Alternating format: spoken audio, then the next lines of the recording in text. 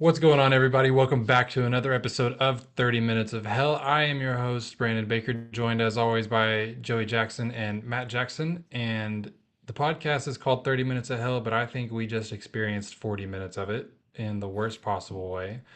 Um, that was the worst game of the season. And Arkansas lost by 34 points to Florida. It is a game that I came into it with no expectation of winning. Like there was a very small percent chance of us ever beating this team that, in my opinion, is the best front court like trio group in the nation. Um, but there was no excuse and no expectation for losing as bad as they did.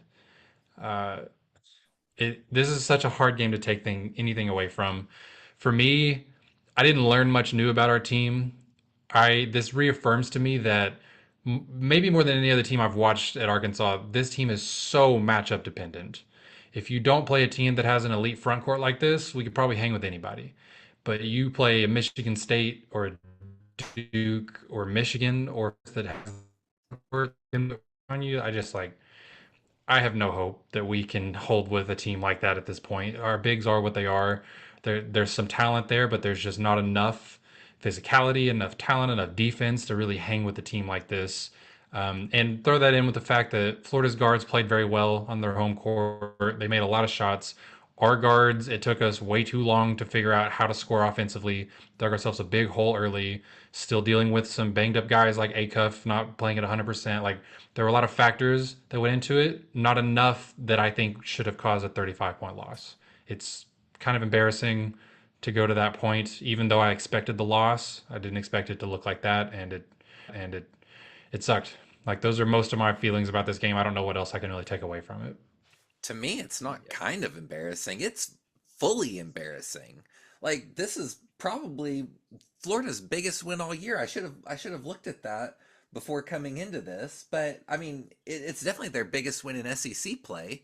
Like that, it was just an embarrassing showing, and the fact that we were.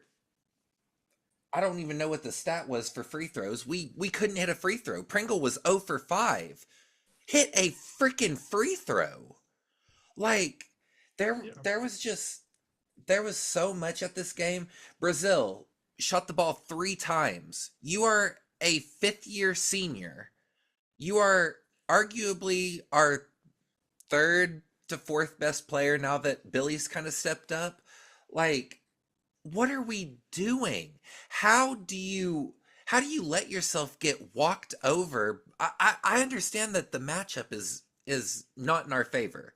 Like I fully expected a loss of this game, exactly like you said, Brandon. But there is no way in hell that we should be losing to any team by 30 plus points. I don't care who it is. It truly is embarrassing. Yeah. And my turn, my turn. I get to rant. So, first of all, we can't have a traffic cone on our team.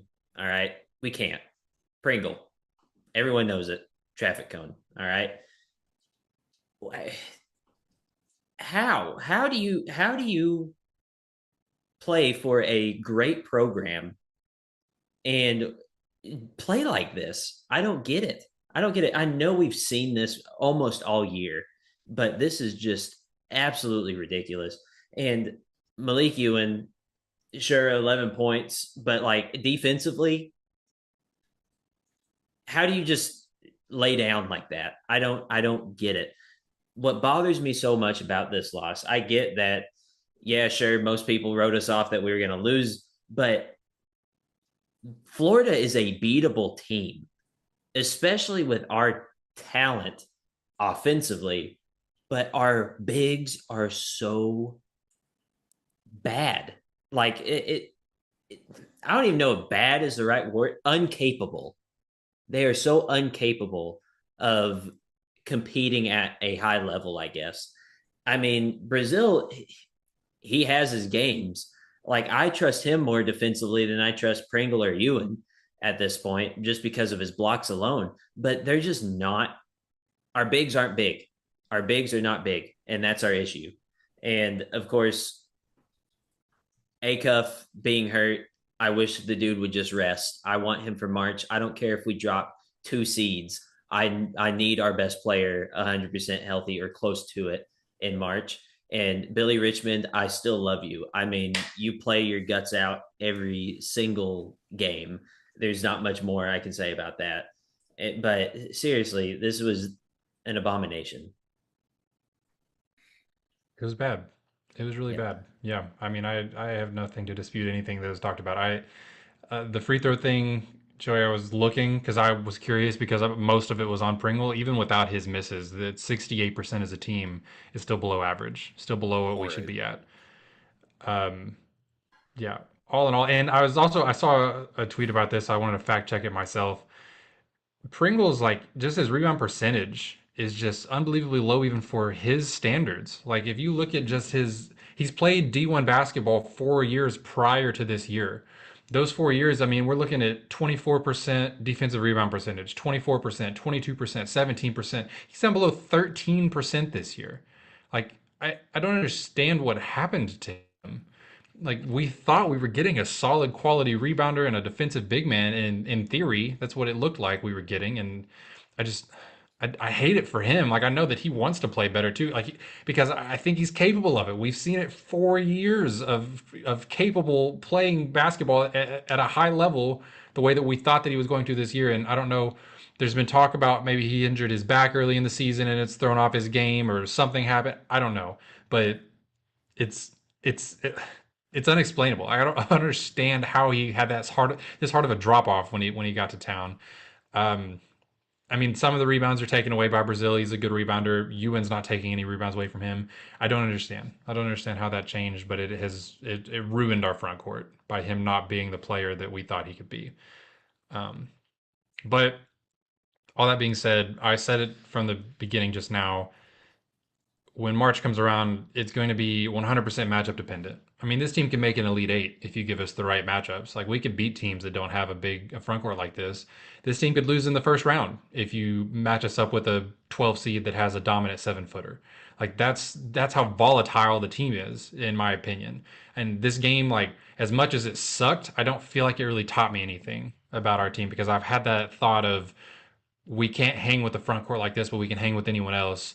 And it will just depend on our draw, like where we end up come March. And I will say this too. I don't think it mattered too much about in this game. And besides a fatigue standpoint, I think we are really seeing the penalty of not having Carter Knox available. I Yeah. I even myself, I will take full responsibility of not realizing how crucial Carter Knox is just as a body on our team.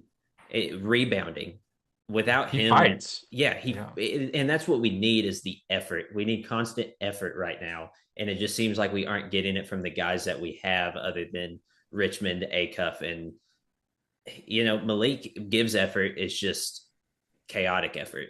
So I don't know. I really do think we are hurting for Carter Knox, and I'm pretty sure he's done for the season as far as we know with a There have been no meniscus updates repair. that So yeah.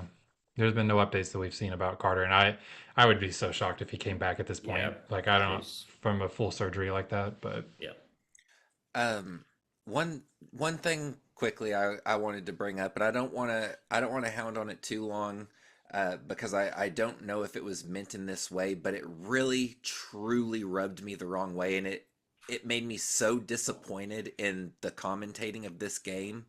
Whenever at the end of the game, I want to say within the last 5 minutes or so of the game, I think it was Jay Billis who came in and said, you got to be careful because you don't know what Arkansas is going to do in these moments, like insinuating that we were going to go out and hurt Florida players.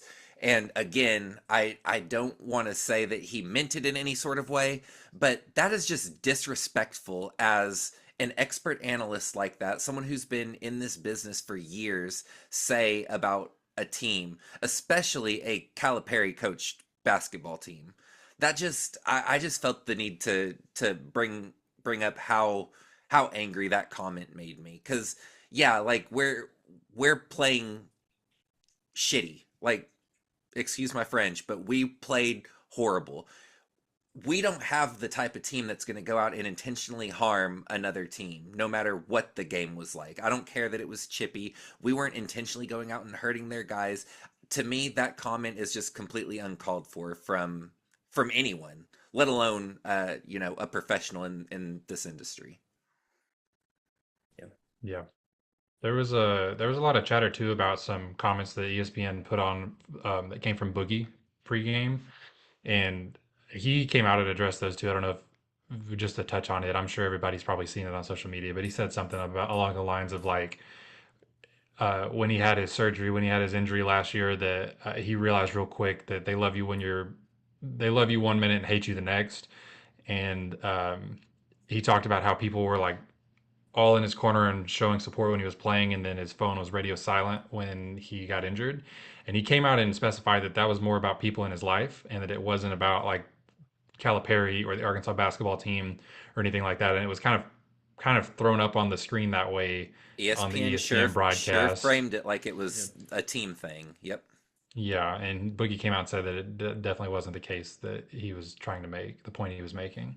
That whole, I felt like this whole game was very anti Arkansas as far as the announcers and shoot the gosh, the refs were pretty horrible too.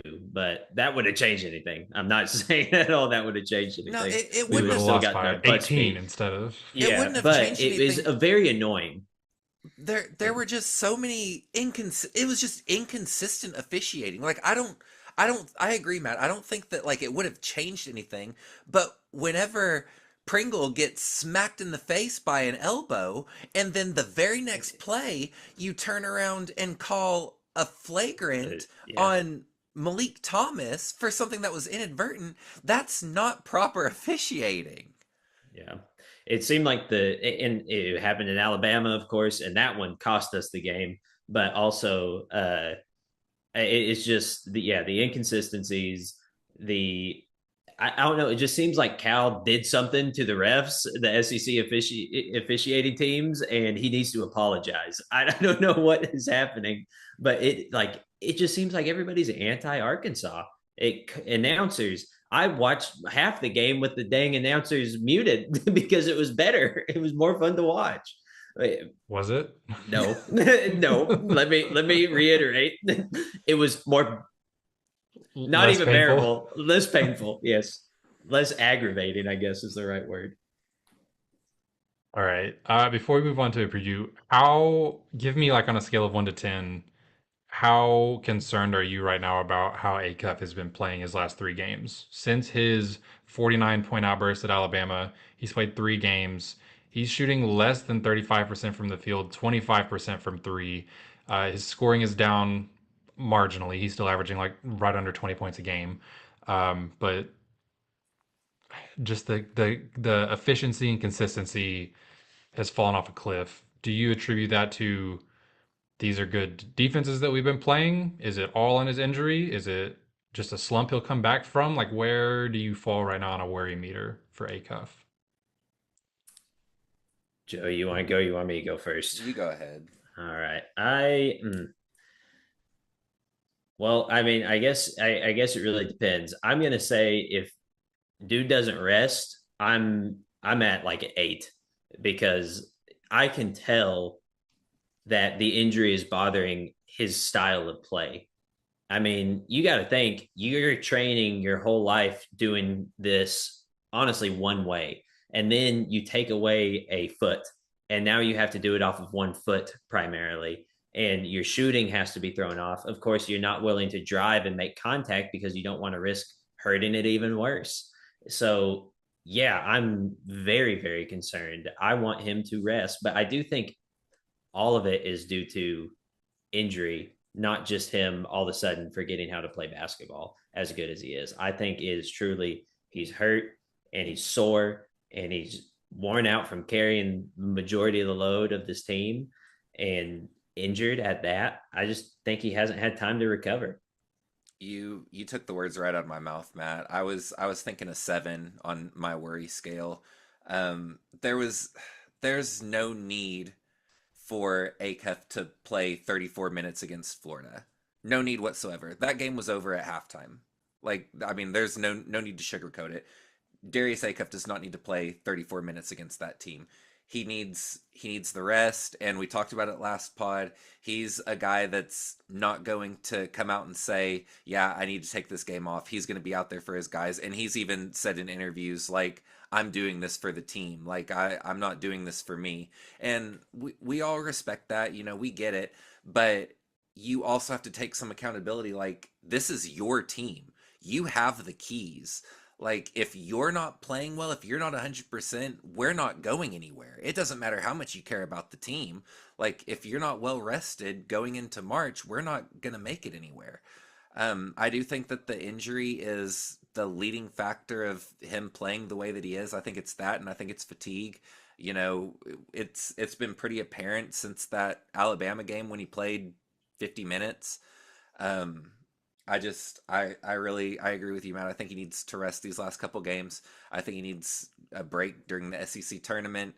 Like, I understand the want to of winning, but man, if we're getting this version of Acuff in the first 2 days of the tournament, we're not making it past, No. 64 and 32.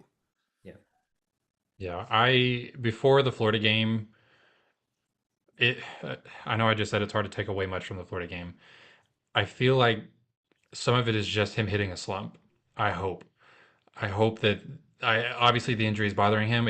Matt, you nailed it on the head. Like it changes the way you play. He's settling for more jump shots. He's not getting into the lane as consistent as he was. But if you look at the 3 games prior to this stretch, and that includes the Alabama game, so LSU, Auburn, and Alabama, those 3 games, he was hitting 61% from the field and 58% from 3 point range in that stretch, and he was injured. Like his ankle was already bothering him prior to the Alabama game. This injury is not like something super new. And then in the last 3 games, that has dropped from 61% down to almost 34%. And obviously fatigue is playing a factor. The injury is playing a factor. I think my worry level is probably right around a 7 also, because of now it's 3 in a row. We're seeing more of a trend to this. It wasn't just an off night, but I am also hopeful that we've seen him fluctuate a little bit this season. He's gone up really high. He's at his lowest point right now in terms of efficiency. I think he can come back from it. Like, even with everything that's going on, I think he will start making more threes. I mean, he's hit 3 threes total in his last 3 games. He's shooting like 28% or something like that, 25%. So I think that he can come back from it. But to your point, Joey, like, I'm doing this for the team. These games don't mean anything at this point. The team wants to win in March, and March can start in the SEC tournament. If your goal is to win an SEC title, that's fine. Like, if you want to go try to win the SEC tournament, cool. But these games, you're like you said, down 25 already to Florida. This game doesn't mean anything. It didn't do anything to our metrics. Like, we dropped 1 spot in Ken Palm or something like that. Like, just the battle between I'm going to tough this out and be this guy versus playing smart enough to understand that there are games coming soon that mean a lot more, and you being available for them is a lot more important than trying to mount a 28-point comeback. And also, let it be known that DJ Wagner is not playing bad. Yeah. Like, he's honestly taken a good step forward from what we've seen, mainly because we need him a lot more. I am 100% fine having Acuff sit. I know he doesn't want to, but there is at some point as a coach, you have to realize that your player is hurt and that you need to sit. He has the overarching power of whether he plays him or not. He can be available, he just doesn't play him. Is that going to happen? No, because Cal's probably is a player's coach and everything. But this is what I'm saying. You need him 70 to 100% for March to really be effective. So get him that way. I mean, I'd rather be, I don't know how much it's going to drop us, but I'd rather be an 8th seed with a healthy Acuff than a 5 seed with a Acuff that is hobbling around on one leg. I mean, sure, the role is better when you're a 5, but it's just, I don't trust us without a healthy Acuff. DJ Wagner over his last 4 games, 9 points a game, 2 assists, only has 1 turnover total in the 4 games, hitting 39% from three. Like, he's doing what we need him to do. We've talked every single game about where does DJ Wagner fit into this team. He's figured out a little bit of a role. Like, he missed a couple of games with injury, came back, played only 6 minutes against Auburn. Since then, he's been more of the DJ Wagner that we remember. He's making layups in the paint. He's taking good threes. He's playing within himself and within the game. And so, like, I agree completely. Like, if Acuff doesn't want to sit, great. Play him 25 minutes. We Yep, don't need 39 minutes a night from Darius Acuff. Like, exactly. especially against these next 2 teams coming up, I think we can beat them with Acuff giving us 25, 26 minutes and just lighten the load a little bit. Well, you've got the guy. You've got your veteran back that can help you do that. So, all right. We haven't had on this for long enough, I think. Let's move on.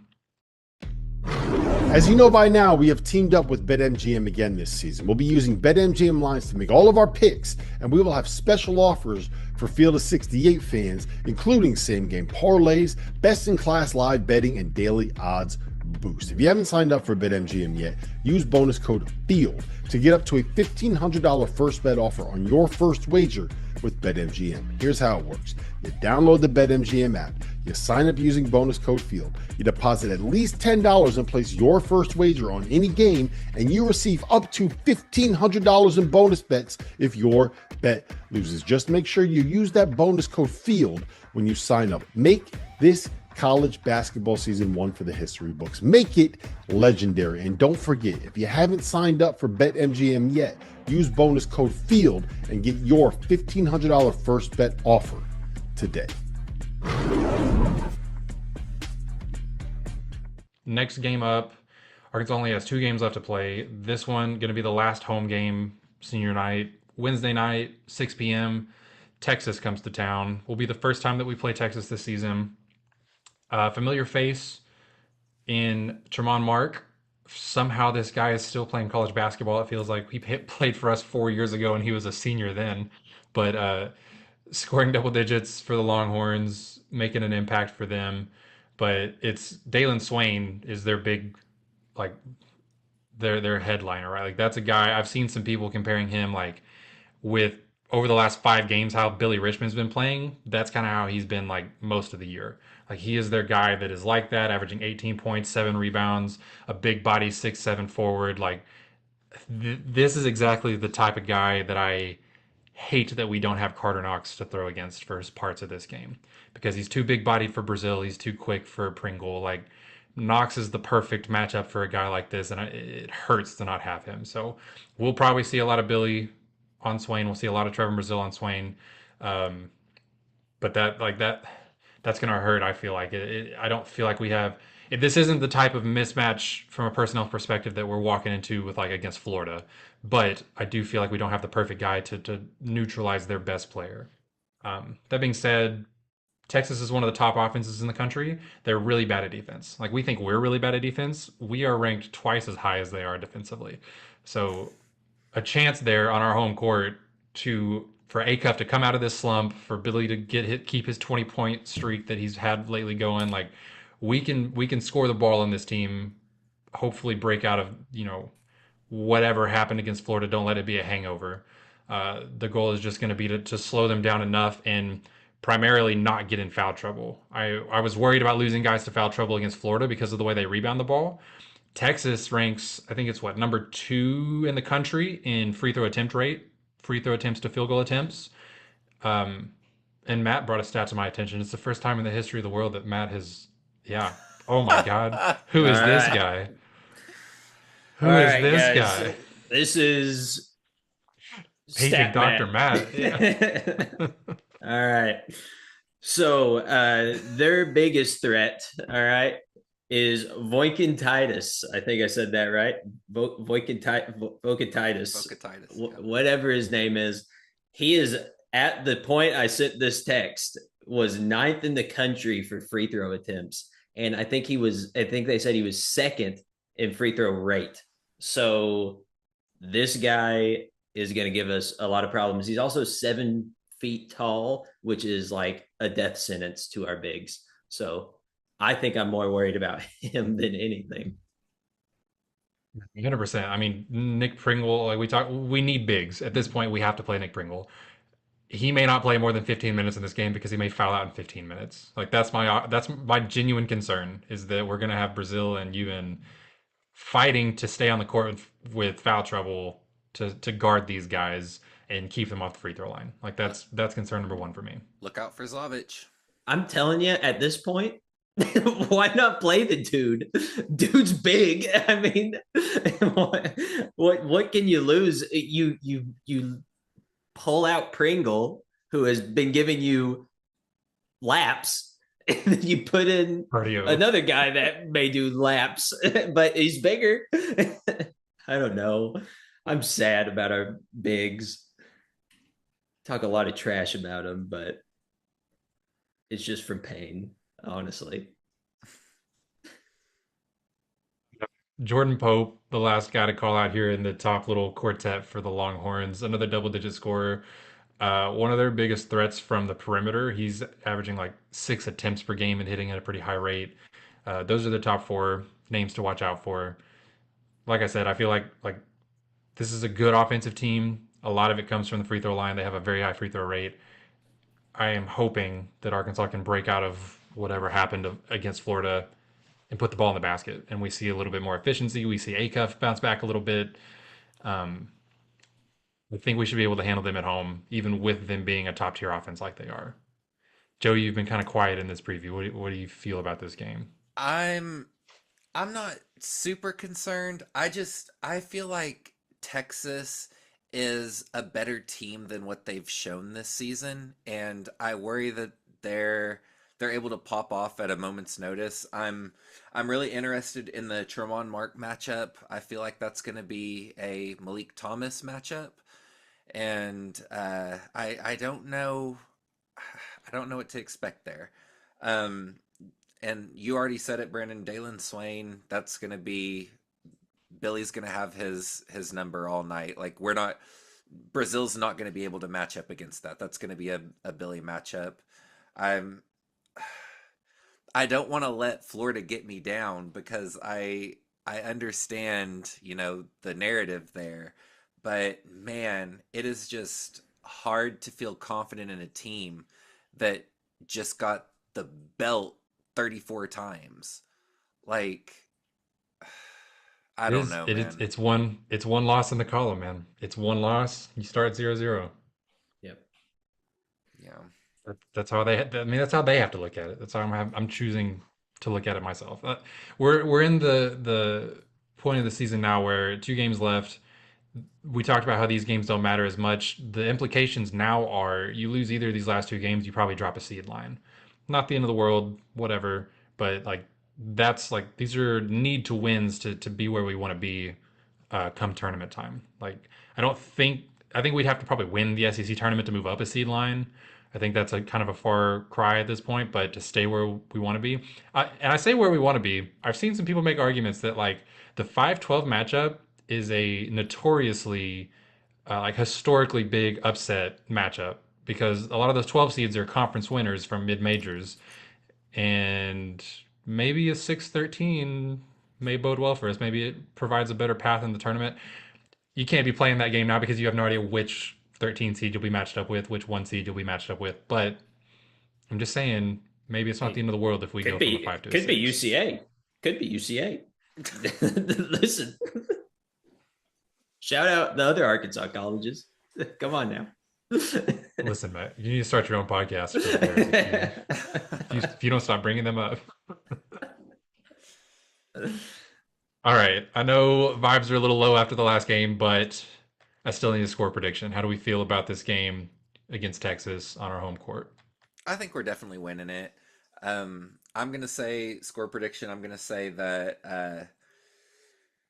Oh, I keep juggling back and forth if Acuff's gonna come back as the Acuff of old, but I'm gonna say that we win 92-79. Okay. Okay. And I'm of course gonna say we're winning, and I'm gonna say 90. I'm gonna go with 95-80. Okay. Yeah. All right. I'm on the same boat. I think we're all right in step here. I'm gonna say 92 to 82 Hogs. They need to bounce back. They need to get right, even just for confidence at this point, because the way that we're rattled, it has to affect them a little bit. Taking that Right. 34-point loss. So hopefully Cal's got them in a good place. We'll bounce back against Texas. 2 more games left. Only 4 more games guaranteed at this point, fellas. The season's getting close. But for now, that's all the time we have for you guys. Quick reminder, we are brought to you by the Field of 68 Podcast Network. You can find us on Twitter, on YouTube, Apple Podcasts, wherever you get your stuff. Please like, subscribe, leave a comment, leave a review, share with your friends. It really helps us out. We really appreciate it. Until next time, I've been your host, Brandon Baker, joined as always by Joey Jackson and Matt Jackson. Keep your heads up, guys. Go Hogs. Thanks, everyone.